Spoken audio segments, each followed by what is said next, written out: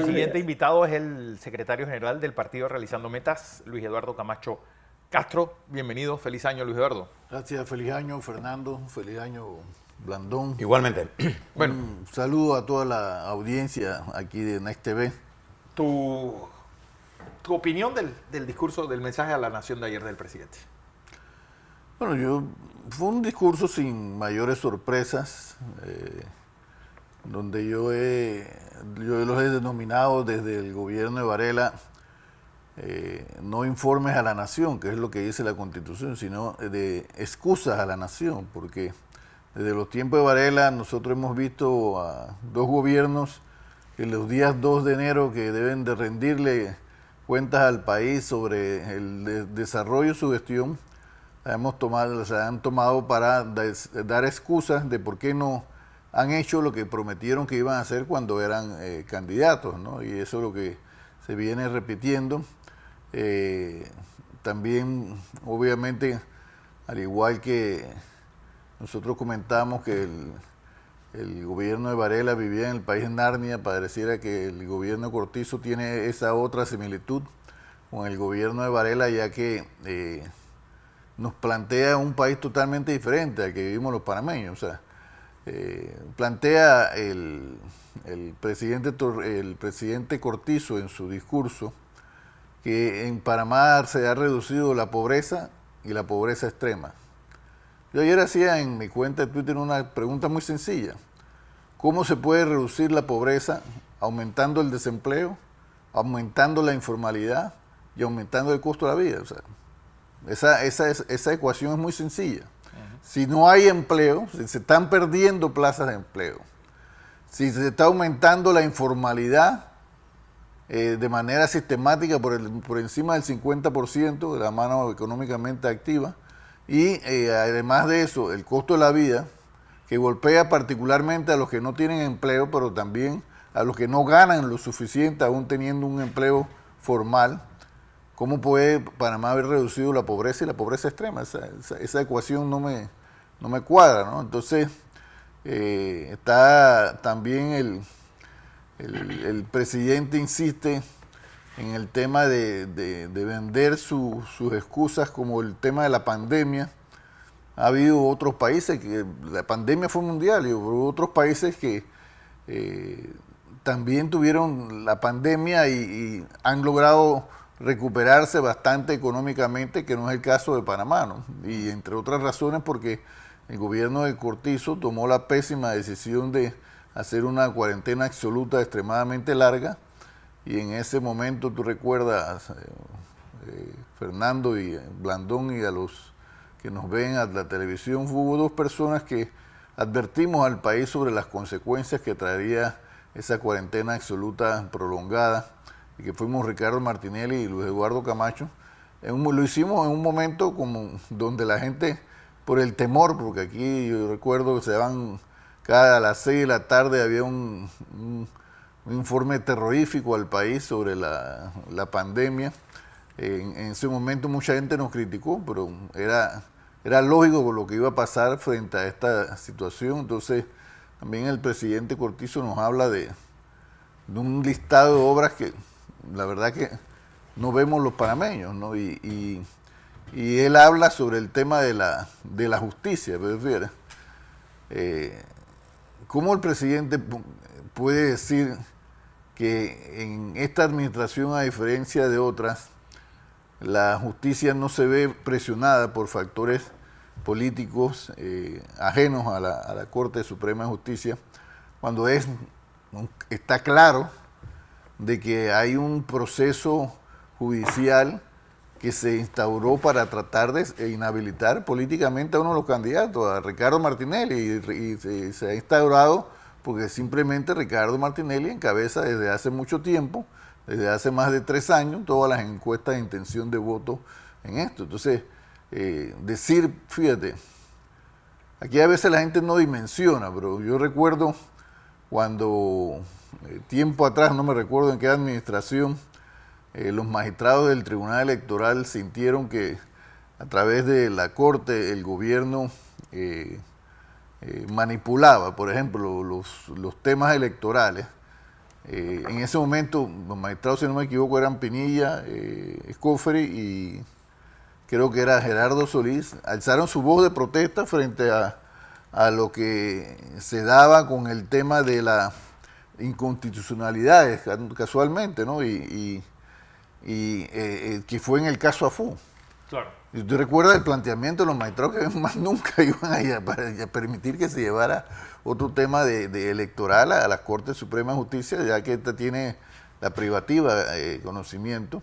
Pero ahora nosotros vimos el año pasado un proceso de otro recurso de inconstitucionalidad que nace producto de una decisión del Tribunal Electoral con referente al fuero electoral de Ricardo Martinelli.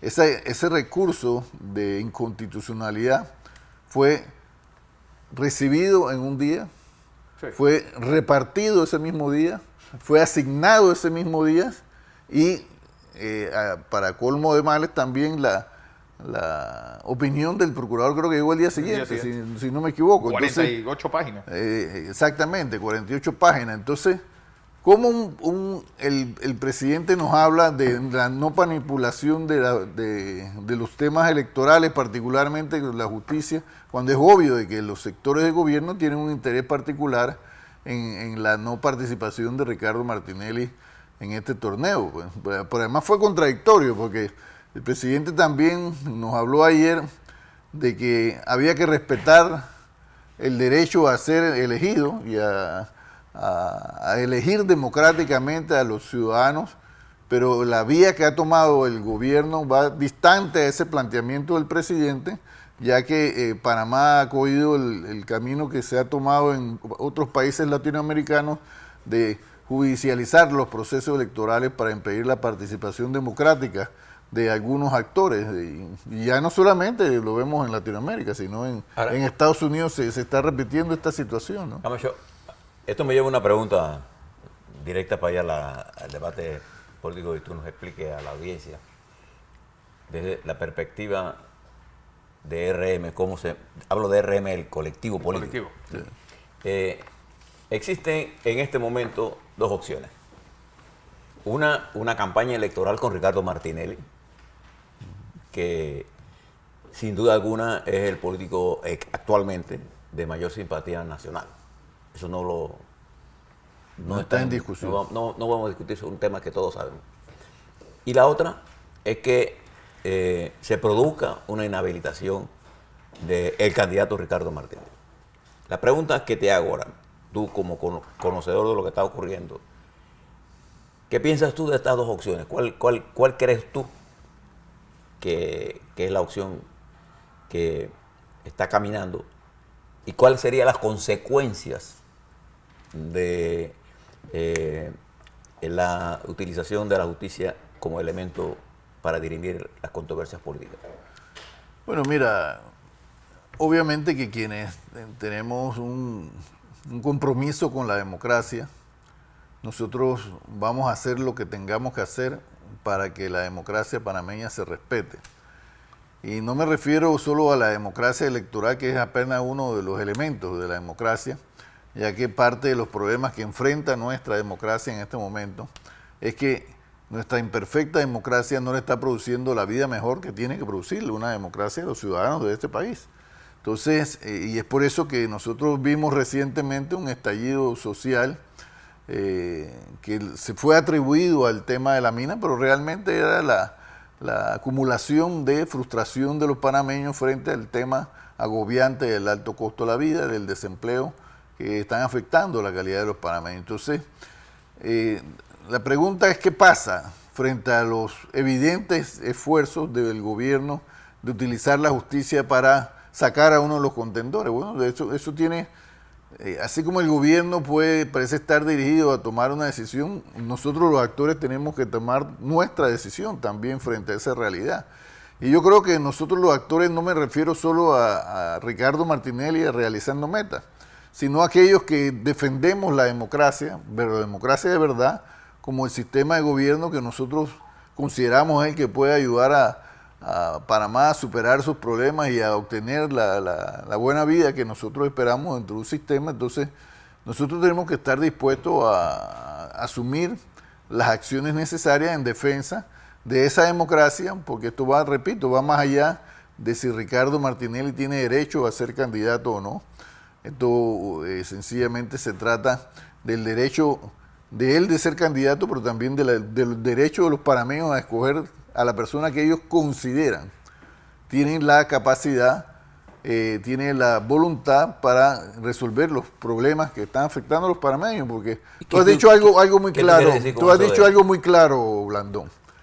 Nadie duda de que hoy día Ricardo Martinelli es la figura, y lo dicen todas las encuestas, que marca la mayor intención de voto y tiene positivos muy altos en este país. ¿Y eso es por qué? ¿Porque Ricardo Martinelli es artista de cine? No. ¿Porque Ricardo Martinelli es un cantante famoso? No. ¿Porque es un deportista famoso? No. La popularidad de Ricardo Martinelli y su sólida intención de voto radica en el simple hecho de que los panameños la están pasando mal. Y frente a esa realidad de que el pueblo panameño la está pasando mal, el pueblo está viendo quién de esos actores políticos le puede ayudar a solucionar sus graves problemas de desempleo, del costo de la vida, de la inseguridad y de los problemas adicionales en la educación y otros. Y en todas las encuestas se dice claramente que ese factor que los panameños ven como la salida a su crisis es Ricardo Martinelli. Entonces, la defensa de la candidatura de Ricardo Martinelli no puede salir solo de realizando metas. Porque inhabilitando a Ricardo Martinelli no se afecta solo a nuestro partido realizando metas, se afecta al pueblo panameño. Por eso mi pregunta en este tenemos que realizar, ¿qué dices tú? ¿A qué es lo que aspira RM? Hablo de... Mira, lo que nosotros aspiramos, fíjate, lo primero que hay que hacer, lo ha planteado la defensa, hay un recurso de casación que fue presentado por la defensa de Ricardo Martinelli. Debe ser ese recurso de casación tiene que ser admitido, porque para no admitirse el recurso de casación, tiene que adolecer o de requisitos de forma o de requisitos de fondo que están claramente indicados en la ley. Y yo, como nosotros tomamos la previsión como una estrategia de publicar incluso a través de los periódicos ese recurso de casación y mandárselo a los abogados reconocidos, simpaticen o no con Ricardo Martinelli, y el comentario que nosotros hemos recibido de personas, abogados de mucho prestigio, es que ese recurso de casación elaborado por la defensa de Ricardo Martinelli cuenta con los requisitos de forma y los requisitos de fondo. Y frente a esa realidad, ¿qué es lo que cabe jurídicamente? Que sea admitido. Y una vez que sea admitido, no es que ya se resolvió la casación. La ponente de este caso, que entiendo que es la magistrada Ariadne García, ella tiene que convocar a una audiencia para que se dirima ahí en esa audiencia con los alegatos, tanto de los... Si lo acoge. Sí, ella debe de admitirlo. Si lo admite, si no lo admite no tiene que llamarlo. No, si ella no lo admite, pero si tú no lo vas a admitir, ¿por qué razón? Okay. Lo que dice la ley. La ley dice... Tiene que dar un argumento. Que solo puede ser, fíjate, no admitido por forma, en razón de que adolezca de requisitos de forma o de fondo, porque hay requisitos de forma y de fondo. Y hay un artículo del Código Judicial que permite que si hay algún problema en la redacción, hay unos 4 días para corregirlo. Ese es el artículo 2440, que fíjate que va más allá. Ese artículo que tú mencionas te indica con claridad, fíjate, que ante el hecho de que la ponente encontrara que ese recurso de casación adolece de algunos de los requisitos de forma, está obligada a emitir una resolución estableciendo un término de corrección para que la parte... 4 días. En términos son 4 días, pero también tiene por el tema del edicto, acuérdate que, bueno, también porque aquí la... Bueno, 4 días hábiles en la que tú recibes y se hace la corrección y entonces vuelve a lo mismo. Si existen los requisitos de forma y de fondo, la magistrada no puede rechazar, o no debiera poder rechazar la casación, y si no puede o no debe rechazarla, lo que cabe es entonces que convoque a la audiencia de casación que Ricardo Martinelli y su defensa ha pedido que sea una audiencia pública. Claro. Bueno, en eso, para que ahí nuevamente se conozca de viva voz de todos los ciudadanos las interioridades de este proceso, pero yo te quiero destacar esto. O sea, ayer los panameños vieron con toda claridad. Sí. Mira, ayer el presidente dijo que él nunca había tomado acciones en contra de la libertad de expresión. Pero es que este mismo gobierno, a través de esta presión extrajudicial, ha instaurado un proceso en donde se quiere tomar a la fuerza 2 periódicos, 3 periódicos de la localidad. ¿Eso es atentar contra la libertad de expresión o no? Han hecho de una transacción comercial legítima que no involucró fondos públicos, la han pretendido o la han hecho a la fuerza aparecer como un acto delictivo. Entonces, eso, ¿y con qué intención? No solamente el tema de inhabilitar a Ricardo Martinelli, sino de que sacar del camino a 3 periódicos, Día a Día, Crítica y Panamá América, que ellos consideran parte del talón de Aquiles de las posibilidades o los intereses de determinados sectores económicos y políticos de este país. Entonces, ¿cómo el presidente puede hablar de que respeta la libertad de expresión y el ejercicio del libre periodismo cuando a través de la Corte, que él controla, porque no me venga con el cuento? Mira, aquí siempre se ha habido el balance, y tú lo sabes, Blandón, de que ningún presidente podía nombrar mayoría de magistrados de la Corte Suprema de Justicia. Ese era un balance, una ley establecida ¿para qué? Para evitar lo que hoy tenemos, donde el presidente de la República ha nombrado 6 magistrados de la Corte Suprema de Justicia, 6 de 9. Entonces, frente a esa realidad de que tenemos ciertamente a un presidente y un gobierno que actúa no en razón de fortalecer la justicia, sino de manipular la justicia, nosotros ¿qué nos queda? Apelar a los ciudadanos que están en el cargo, claro, al criterio de los ciudadanos que están en el cargo, porque señores, el mensaje para estos magistrados es que el presidente Cortizo se va en 6 meses. Su prestigio, su trabajo es el que está ahí, va a seguir en el ojo de la tormenta por el resto del tiempo. O sea, ¿cómo quieren los magistrados de la Corte Suprema ser recordados?